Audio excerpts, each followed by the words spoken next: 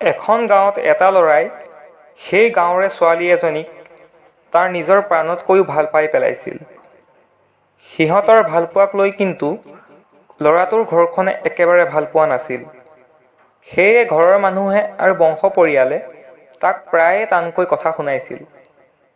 তথাপিও ল'ৰাজনে সকলো বাধা নেওচি হ'লেও ছোৱালীজনীক আগৰ দৰেই ভাল পাই থাকিল।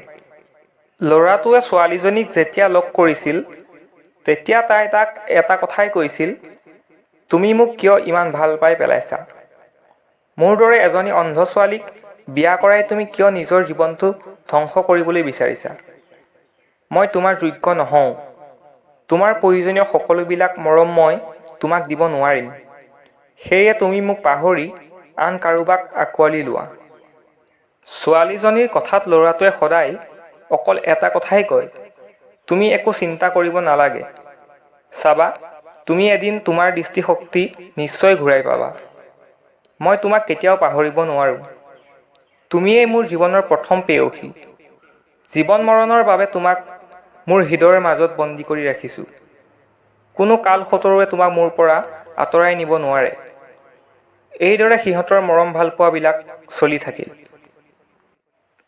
এদিন ল'ৰাটোৱে তাৰ নাইকিয়া খেতি মাটি কেইডৰা বেচি পোৱা টকাৰে ছোৱালীজনীৰ চকুজুৰি অপাৰেশ্যন কৰালে। অপাৰেশ্যনৰ পিছত তাই সকলোবিলাক ভালকৈ দেখা পোৱা হ'ল। তাই সুস্থ হ'লত ল'ৰাটোৱে এবাৰ ভগৱানক প্ৰাৰ্থনা কৰি মুখত এটি আনন্দৰ হাঁহিৰে ছোৱালীজনীৰ কাষলৈ আহিল। তাই যেতিয়া ল'ৰাটোৰ চকুলৈ চালে, এয়া কি? যি তাইক প্ৰাণ ভৰি ভাল পাইছিল, যি তাইক লৈ জীৱন মৰণৰ সপোন দেখিছিল, তেওঁ দেখোন এজন অন্ধ লোক। ল'ৰাটোৰ কাষ পাই ছোৱালীজনীয়ে ক'লে, মই তোমাক গ্ৰহণ কৰিব নোৱাৰিম। তুমি এজন অন্ধ আৰু মই কোনো অন্ধ মানুহৰ লগত মোৰ জীৱনটো ধ্বংস কৰিব নিবিচাৰোঁ। তোমাৰ লগত সংসাৰ কৰি মোৰ গোটেই জীৱনটো অন্ধকাৰ কৰি ল'ব নোৱাৰোঁ। যোৱা, মোৰ পৰা তুমি আঁতৰি যোৱা। তেতিয়া ল'ৰাটোৱে জীৱনৰ শেষবাৰলৈ এটা দুখৰ কৰুণ হাঁহিৰে ছোৱালীজনীক ক'লে, মোৰ চকুজুৰি অলপ সাৱধানে ৰাখিবা।